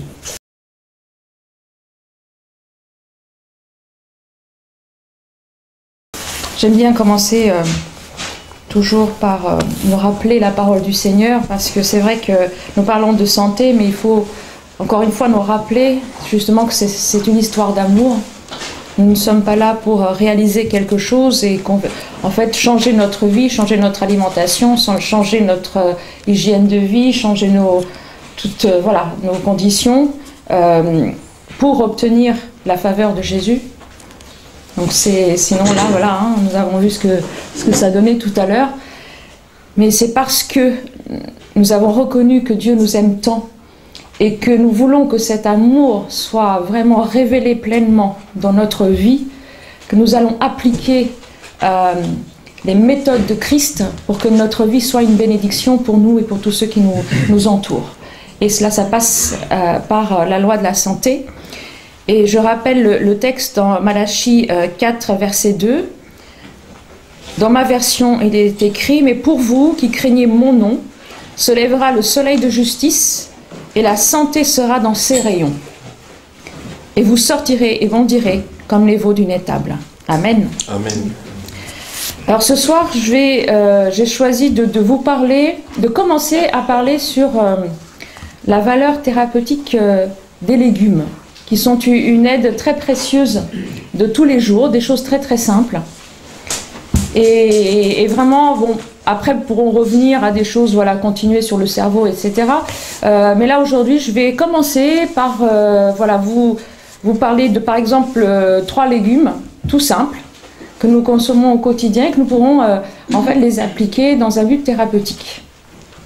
Mais avant cela, je vais prendre l'ouvrage de Madame White, inspiré par le Seigneur, qui s'appelle Rayons de santé.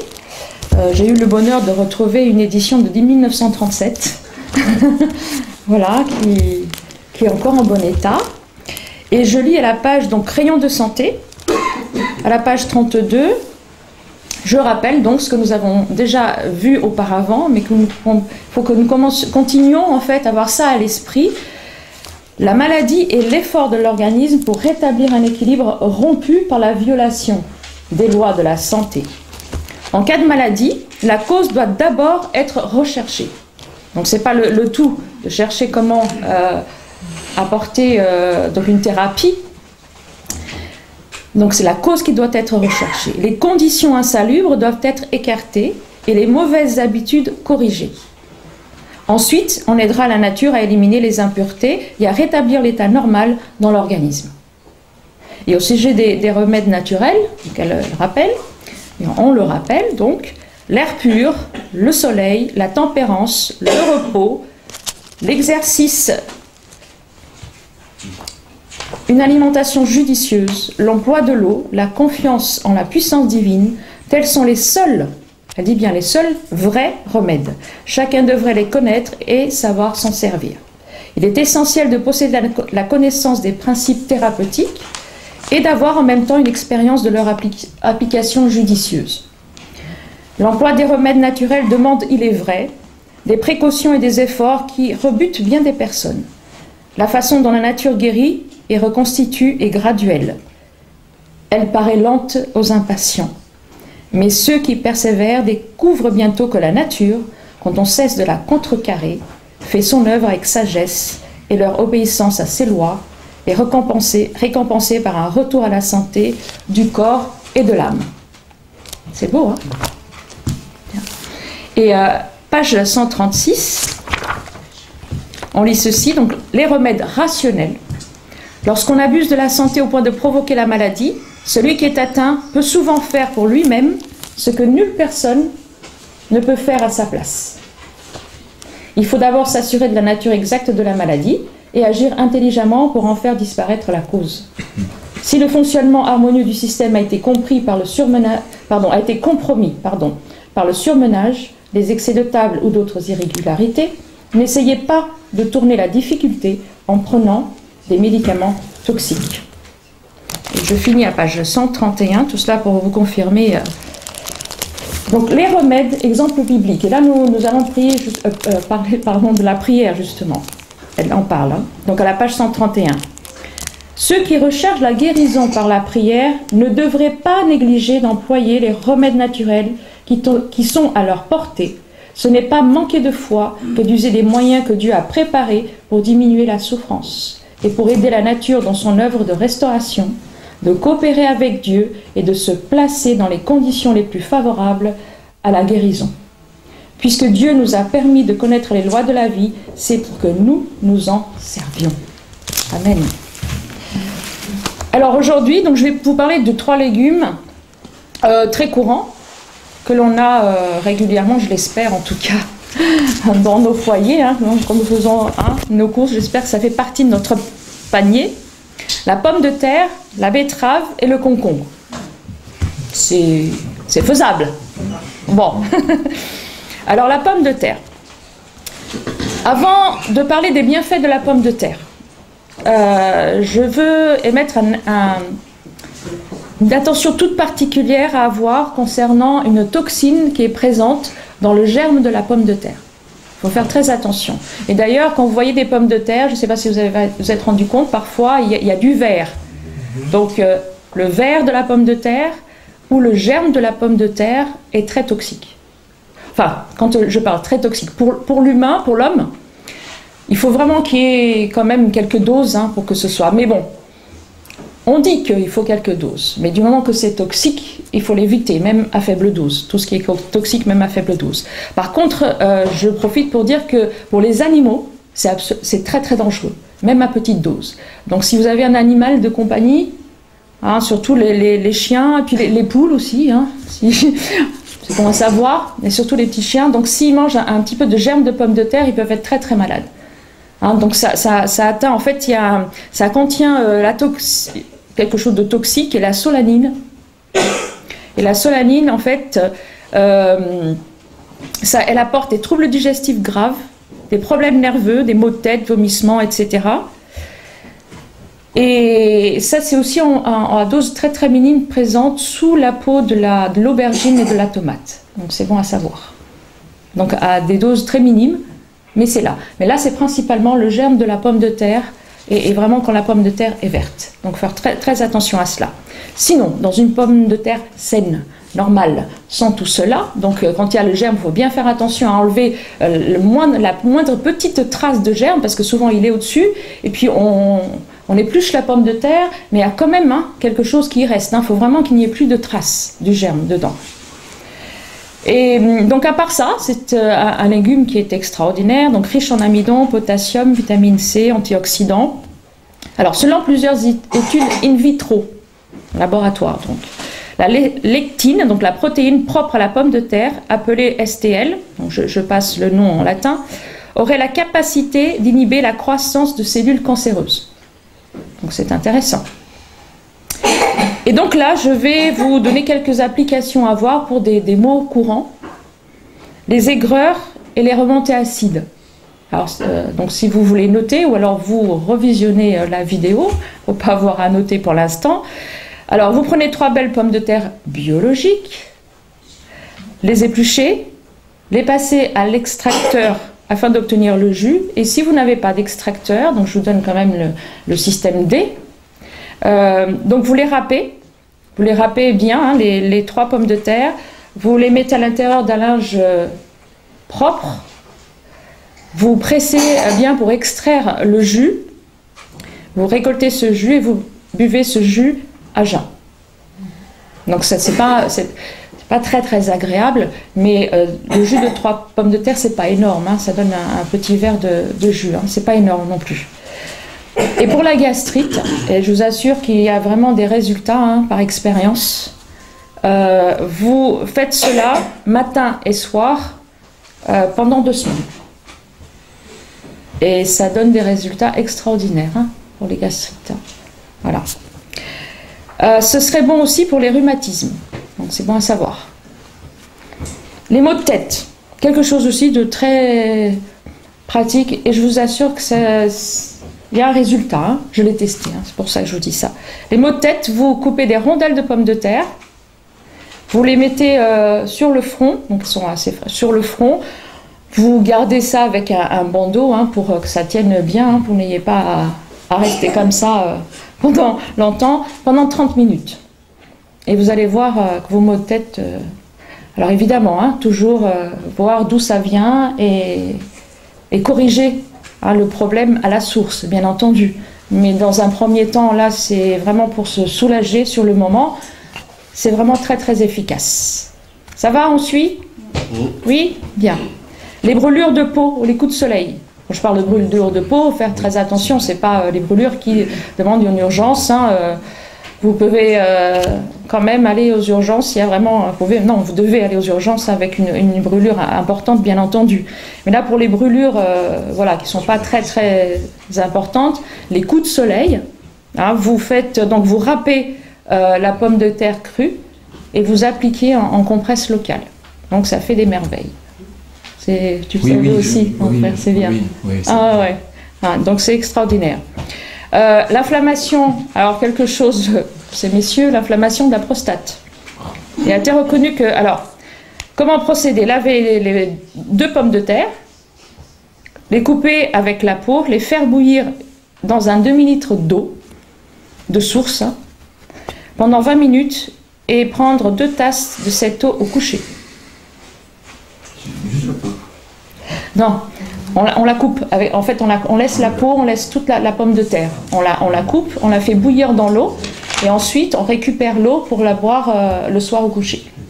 Voilà. Alors, mesdames, ne dépensez plus de sous dans votre crème anti-âge. D'accord. Donc, eau de cuisson refroidie et vous rincez votre visage avec. Oh, c'est fort ça. C'est pas cher. C'est facile. D'accord. Donc d'ailleurs, vous allez sentir, hein, c'est astringent, hein, ça va laisser votre peau un petit peu, à force de faire ça, vous allez voir, hein, ça fait des merveilles aussi. Mais bon, tout en ne négligeant point le grand air, l'exercice et la bonne alimentation, bien entendu. Les verrues. Frottez la pomme de terre crue tous les jours sur une verrue. A des bons résultats. Vous voyez, hein, des choses très très simples. Voilà pour la pomme de terre. Je suis sûre qu'il y a d'autres choses, mais en tout cas, des petites choses comme ça, c'est déjà pas mal. La betterave. Donc elle est riche en vitamines du groupe B, calcium, potassium, silice, sodium, chlore, manganèse. Donc la manganèse qui alimente particulièrement les glandes surrénales, la thyroïde. Contient du zinc qui est nécessaire aux tissus cérébraux, nous en avions parlé. Elle est excellente pour le foie cru, râpé en salade. Donc même si vous ne la consommez pas en jus qui peut être très concentré au niveau du sucre, mais vous pouvez la consommer crue, râpée en salade. C'est très très bon pour le foie également. Elle est bénéfique contre les troubles intestinaux, donc antioxydante, hypotenseur, donc fait baisser la tension, vasodilatateur, donc diminue la pression dans les artères due à sa concentration en nitrate. La betterave est très alcalanisant. J'ai toujours du mal à dire cette alcalanisant. Voilà. Pour l'anémie, alors vous mixez au blender une betterave avec un verre d'eau, vous ajoutez un demi-citron et vous prenez le matin pendant 2 semaines. Donc une betterave mixée avec un verre d'eau, ajouter un demi-citron et la prendre pendant 2 semaines. Une cure pour l'anémie. L'anxiété et l'état nerveux. Attention, ça c'est très bon, mais faire attention pour ceux qui ont des problèmes au niveau de la fatigue du foie, du pancréas, qui ont des problèmes de diabète. Non. Ceux qui n'ont pas de problème peuvent utiliser ça, il n'y a pas de contre-indication. Couper 2 betteraves en fines rondelles, nous parlons toujours de betteraves crues. Hein. Couper 2 betteraves en fines rondelles, sauf indication contraire, quand je dis cuire, mais sinon si je ne parle pas de cuisson, c'est toujours cru. Couper 2 betteraves en fines rondelles, pardon pour la répétition, les placer dans un bol, couvrir avec du sucre. Alors le sucre, c'est du sucre muscovado. C'est vraiment le sucre intégral, pur, il est de couleur marron très foncé, il a même un goût fort de réglisse d'ailleurs. C'est ce sucre-là qu'il faut utiliser, pas un autre. Donc vous laissez au repos toute la nuit, et le matin vous prenez une tasse du liquide obtenu. Donc vous allez avoir le liquide, hein, le sucre qui a pris le jus de la betterave, et vous buvez ça pour les états anxieux, état nerveux, etc. Enfin, surtout si vous avez, bon, même les jeunes, hein, vous avez un examen à passer dans la journée, vous faites ceci.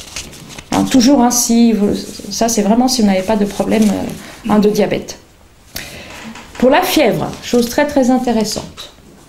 Alors avant de dire que c'est un remède pour la fièvre, n'oublions pas que la fièvre est l'effort de l'organisme pour lutter contre une inflammation, contre un problème qui existe. D'accord ? Si vous avez de la fièvre, ce n'est pas en soi une mauvaise chose. C'est parce que votre organisme est en train de lutter lui-même contre l'inflammation, contre la maladie. D'accord ? Donc, si vous avez un peu de fièvre que vous coupez tout de suite avec des choses chimiques, vous empêchez votre organisme de lutter lui-même contre un problème qui est existant. Attention, il faut surveiller, il ne faut pas que cette température devienne extrême, ou ça cause des perturbations extrêmes, on va dire, hein, convulsions, etc. Donc il faut surveiller et réguler, par l'hydrothérapie surtout, à travers l'eau, à travers des bains.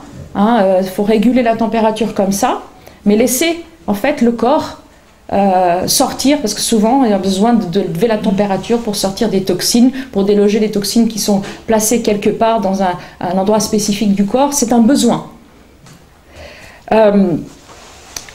Alors pour la fièvre, concernant donc la betterave, tisane de la peau d'une betterave pour un verre d'eau. Donc vous faites bouillir 15 minutes la peau d'une betterave dans un verre d'eau et vous rajoutez un demi-citron. Donc, peau de betterave pour un verre d'eau, vous faites bouillir 15 minutes et vous rajoutez un demi-citron avant de le boire. Et ça aide à faire baisser la fièvre. Donc c'est très intéressant, à la place d'autre chose. Le concombre. Alors le concombre, antioxydant, riche en vitamine C et manganèse, anti-inflammatoire, anticancéreux et ainsi de suite. Donc grâce à son taux élevé de potassium, le jus de concombre est très utile dans l'aide du traitement de l'hypertension artérielle, mais aussi pour tout ce qui est problème musculaire, parce que souvent les crampes, etc., il y a aussi un problème au niveau du potassium, donc c'est très très intéressant. Pour l'acide urique, alors je vais vous donner le procédé. L'acide urique, prendre le jus d'un concombre avec une carotte et une demi-betterave, des petites betteraves. Donc si vous n'avez pas d'extracteur pour faire ce jus, ce qui est plus intéressant de faire, c'est plus rapide, vous récoltez le jus sans avoir à filtrer pour enlever les fibres. Donc vous mixez au blender avec un verre d'eau, donc le concombre, la carotte, la demi-betterave. Vous filtrez pour extraire le jus toujours à travers un linge. Ça c'est le système D pour avoir un jus sans les fibres. Et vous buvez à jeun pendant 15 jours. D'accord? Un concombre, une carotte, demi-betterave, une petite crue. Vous faites le jus et vous buvez cela à jeun pendant 15 jours pour l'acide urique. L'hypertension. Un concombre. Soit évidemment à l'extracteur, soit la même méthode, au blender. Vous filtrez et vous buvez 3 fois par jour. En fait, l'idéal pour l'hypertension, c'est que ce soit en fait par jour 3 concombres. Pendant une petite période. Vous voyez, 3 fois par jour. Alors pour l'herpès, c'est intéressant. Vous pouvez faire, en fait, vous prenez les graines de concombre, 10 grammes à peu près, et vous les faites macérer avec 15 gouttes de propolis. Et vous appliquez localement. Donc graines de concombre, 10 grammes, avec 15 gouttes de propolis macérées, et vous appliquez localement. Et puis mesdames encore, pour les cernes, enfin messieurs aussi, si vous voulez enlever les cernes, mais en général c'est plus les dames qui sont préoccupées par les cernes. Vous placez 2 tranches de concombre autour des yeux pendant 10 minutes, une tranche de concombre frais, de préférence, et cru, pas cuit, parce que sinon il n'y aura pas le même effet. Si vous l'avez gardé même au réfrigérateur, c'est encore mieux, donc plus d'effet. Et voilà. Et puis j'arrête là pour les 3 légumes. J'avais noté quelque chose pour le persil, mais ça devrait être un petit peu plus complet. Je vais arrêter là. Mais pour le persil, par exemple, juste quelque chose de très intéressant concernant les maux d'oreille. Vous avez mal à l'oreille, 2 gouttes de jus de persil dans le conduit de l'oreille. Et les piqûres d'abeilles également. Vous frictionnez du persil sur la piqûre, c'est très très efficace. Voilà, je vais arrêter là pour aujourd'hui. J'espère que cela vous sera utile. Ou non, j'espère que non, puisque par la grâce de Dieu, si vous n'avez rien de tout cela, c'est encore mieux, parce que vous avez déjà tout réformé et tout va bien. Voilà. En tout cas, que l'Éternel nous aide à comprendre vraiment ce qu'il veut de meilleur pour nous, pour notre santé, parce que tout cela, ça n'a qu'un but, c'est de toujours nous ramener plus près de Jésus et que nous soyons dans les meilleures conditions possibles pour comprendre pleinement justement ce qu'est la croix, ce qu'est cet amour agapé, et que nous embrassions vraiment ce message, cet amour avec Christ, et que notre vie soit complètement transformée pour la gloire du Seigneur. Amen. Bonjour à tous, donc je suis Samy, jardinier botaniste, et donc j'ai toujours beaucoup aimé les plantes depuis l'enfance. Ma grand-mère m'a raconté que dans mon landau, chaque fois qu'elle me promenait près d'un massif de fleurs, je battais des jambes. Enfin bon, donc j'ai toujours beaucoup aimé la nature. Et donc, et comme ma mère a été végétalienne pendant des années, elle connaissait bien, et puis maraîchère bio, elle connaissait bien les plantes. Et donc, dans ma famille, on s'est beaucoup soigné avec les plantes. Et j'ai pensé, et j'en ai parlé à Laurent au groupe de prière de la semaine dernière, d'il y a 2 semaines, que ça serait intéressant pour rebondir à ce que Laurent disait par rapport au fait qu'on pouvait soigner un mal de tête avec les plantes, de vous présenter justement ces soins avec les plantes, donc en faisant attention. Déjà à l'époque d'Ellen White, il y avait des remèdes de diverses qui étaient plutôt un poison plutôt que des soins ou des drogues, et donc ça sera vraiment des choses simples de la nature que je vous présenterai. Donc aujourd'hui, j'ai pensé que c'était bien d'introduire, donc je commencerai que la fois prochaine. Donc déjà quelques petites citations d'Ellen White. Alors ça rejoint de beaucoup la présentation de Maria aujourd'hui, et d'ailleurs il y en a une que j'avais choisie dans les citations que tu as citées au début. C'est assez marrant. Donc voilà. Dans Ministère de la guérison, page 45, beaucoup de maladies chroniques sont dues à l'usage de médicaments toxiques. C'est ainsi qu'un bon nombre de vies humaines ont été fauchés qui auraient pu être préservés par des traitements naturels. Le seul espoir d'améliorer les choses est de faire connaître les lois de la santé. Les médecins devraient enseigner que la guérison ne se trouve non dans les médicaments, mais dans la nature. La maladie est l'effort de l'organisme pour rétablir un équilibre rompu par la violation des principes qui régissent notre être physique.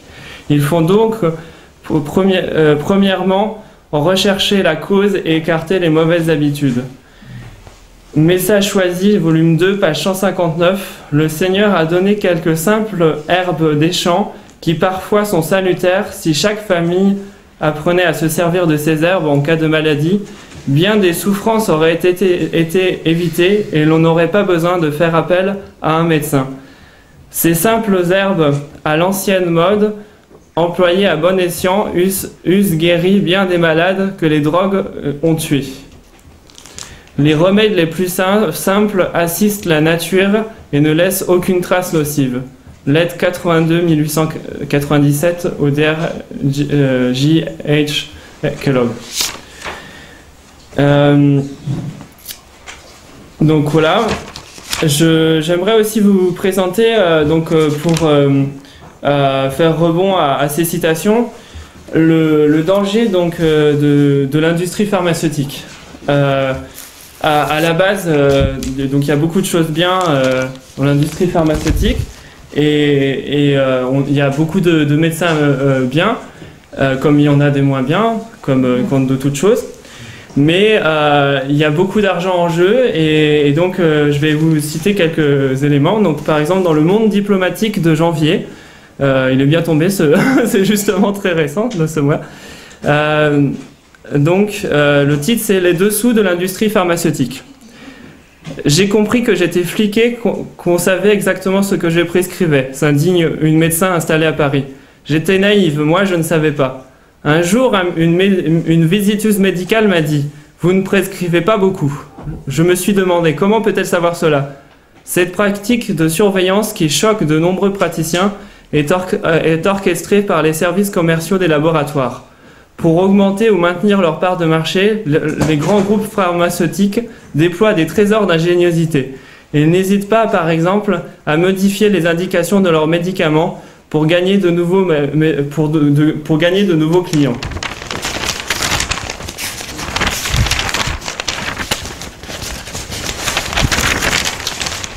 On touche ici à l'un des problèmes de fond de l'industrie pharmaceutique. Le fait que les essais cliniques, c'est-à-dire la preuve de l'efficacité des médicaments, sont établis par ceux qui produisent ces mêmes médicaments. Certains ont qualifié ce phénomène de dépendance de capture réglementaire de l'État par les entreprises. Cet engrenage ressurgit à chaque nouveau scandale. Stalinon, 1957, etc., Vioxx, 2004.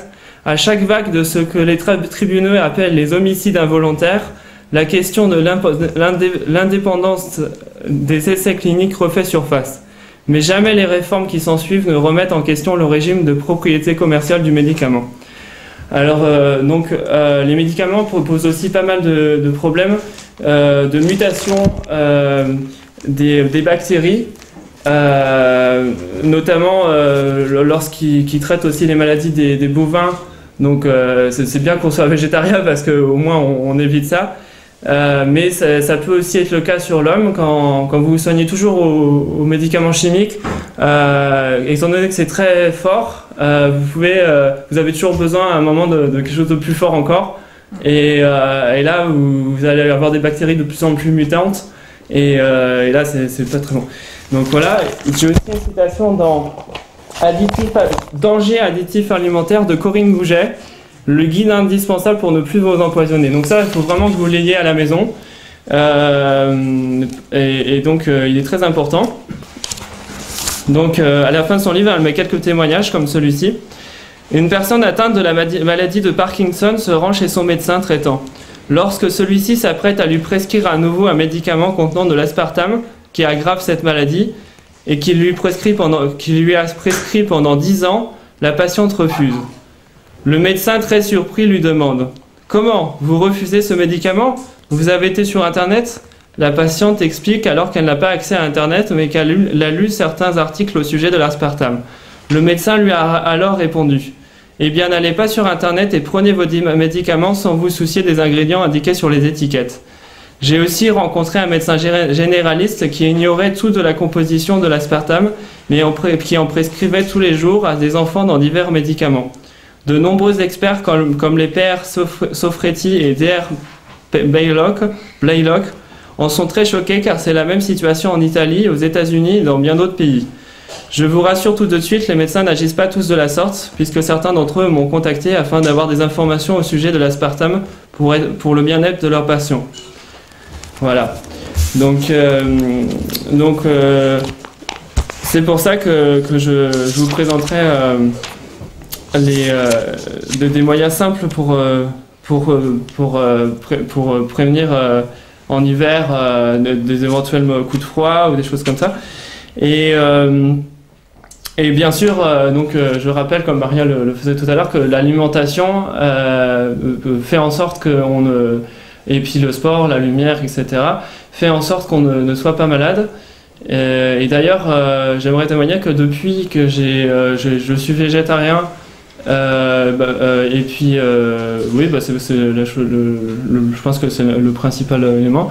J'ai pas eu une seule fois mal à la tête, donc alors que régulièrement avant ça m'arrivait. Donc voilà. Ensuite, donc j'aimerais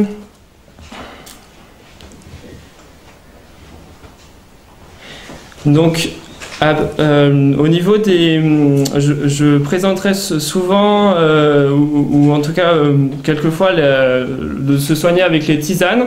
Donc les tisanes, vous avez plusieurs façons de les faire. Donc les racines, ça s'appelle une décoction, c'est-à-dire qu'il faut bouillir pendant 10 minutes la plante, c'est-à-dire vous faites chauffer votre eau, et quand ça bout, vous mettez vos racines ou des feuilles dures, tout ce qui est assez coriace en fait, des tiges, des feuilles dures, des racines. c'est une décoction. Et donc vous mettez votre plante quand ça bout et vous laissez décocter pendant 10 minutes.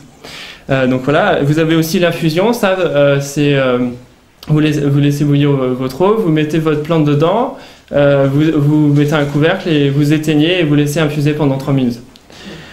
Au niveau du ramassage des plantes, je vous conseille très fortement de bien choisir vos lieux parce que donc soit il peut y avoir beaucoup de pollution, donc pas près des routes et des grandes voies.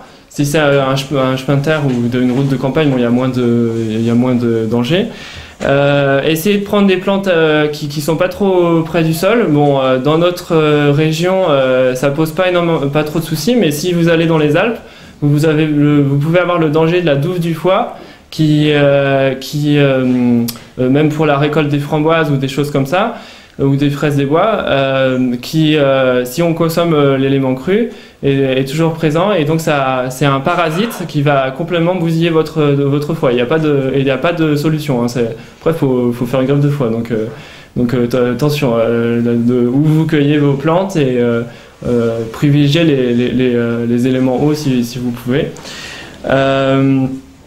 Au niveau du conditionnement, donc il y a l'une des méthodes les plus efficaces pour faire sécher mes plantes que j'ai trouvées jusqu'à présent, c'est la voiture. C'est très pratique. Donc pour conserver toutes les propriétés, mettez-les dans des sacs en papier. Je sais plus comment l'autre nom qu'on vend en magasin bio. Quand vous achetez des légumes ou des fruits, vous gardez vos sacs. Et puis donc ou alors un plateau avec un torchon par-dessus, ou voilà. Parce que si vous les mettez en plein soleil sur le tableau de bord, vous allez avoir une décoloration et une perte de vitamines, etc. Il y a aussi un appareil très très pratique donc de marque Stockley Dorex. C'est un appareil suisse-allemand, et il est très très performant. J'ai une amie qui l'a, et il est super, et on peut mettre jusqu'à 10 plateaux, c'est en inox, donc c'est super quoi. Donc voilà. Et après, donc si vous les achetez, bien sûr achetez les bio, et j'aimerais faire un petit rappel sur pourquoi il est important de manger bio. Donc bien sûr vous évitez les additifs, et aussi on dit souvent que le bio est plus cher. Alors c'est vrai, mais aussi si vous comparez, il y a un livre qui a été édité qui s'appelle de France Guillain, manger bio c'est pas cher. Et donc apparemment il arrive à faire toute une étude pour prouver que toutes les fois où on mange pas bio, où on est malade et qu'on va acheter nos médicaments, etc., à la fin on n'y gagne pas du tout.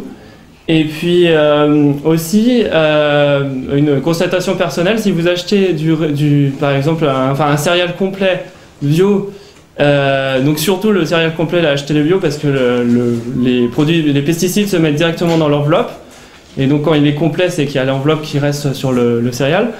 Et bien vu qu'il est complet, il est plus nourrissant, donc vous en mangez moins.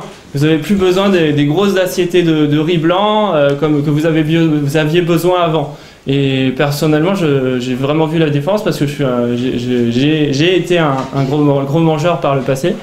Et avec les céréales complets, ça fait quand même une grosse différence, quoi. On a besoin de manger beaucoup moins. Donc, vu qu'on mange moins de céréales, c'est quand même, je pense que ça s'équilibre quand même pas mal. Après, en plus, dans le bio, même dans le bio, il faut faire attention. Il y a des additifs alimentaires dans le bio aussi, donc il faut regarder les étiquettes aussi. Et il faut faire attention aux marques, parce que certaines marques, comme la marque Markel, est à éviter, puisque c'est une marque de grosse distribution. Et donc il y a aussi au niveau des produits non bio ou bio produits en grosse quantité, une diminution des vitamines, etc. Et donc j'ai justement une étude qui a été faite par... donc il y a un biochimiste de l'université du Texas qui a étudié ce qu'il appelle l'effet de dilution génétique dû à des cultures de haut rendement. Alors donc voici un article. Mordre à pleines dents dans une pêche et avaler de l'eau sucrée. Manger toujours plus pour se nourrir de moins en moins. Tandis que dans les pays développés, nos apports en calories augmentent, la plupart des aliments non transformés que nous consommons, fruits, légumes et céréales, deviennent des coquilles vides sur le plan nutritionnel. Une dizaine d'études d'universités canadiennes, américaines et britanniques, publiées entre 1997 et aujourd'hui, font état d'une dégringolade de la concentration en nutriments dans nos aliments. Même dans des aliments réputés sains, vitamines A et C, protéines, phosphore, calcium, fer et autres minéraux ou oligo-éléments ont été divisés par 2, par 25, voire par 100 en un demi-siècle. Pour retrouver la valeur d'un fruit ou d'un légume des années 1950, il faudrait en manger aujourd'hui une demi-cagette. Vitamine C, une pomme d'hier égale 100 pommes d'aujourd'hui. Et hier, quand nos grands-parents croquaient dans une transparente de Concel, ils avalaient 400 mg de vitamine C, indispensable à la fabrication et la réparation de la peau et des os. Aujourd'hui, les supermarchés nous proposent des bacs de Golden standardisés qui nous apportent 4 mg chacune, soit 100 fois moins. Après une décennie de croisement, l'industrie agroalimentaire a sélectionné les légumes les plus beaux et les plus résistants, mais rarement les plus riches, sur le plan nutritif, déplore Philippe Desbrosses, docteur en sciences de l'environnement à l'université Paris 7 et militant pour les semences en Seine. Donc voilà. Donc vite fait, il y a aussi, vous évitez aussi les nanotechnologies. Il y a un très bon article sur le biocontact, les OGM et donc j'aimerais faire une liaison avec Apocalypse 13-16 qu'on ne peut plus en acheter ni vendre. Ça a déjà commencé puisque quand vous allez dans un supermarché avec notre mode de vie, on ne peut plus acheter grand chose et dans les boulangeries non plus. Donc voilà, c'est assez intéressant. Donc voilà. Voilà, donc la fois prochaine, je commencerai vraiment sur comment se soigner avec les plantes.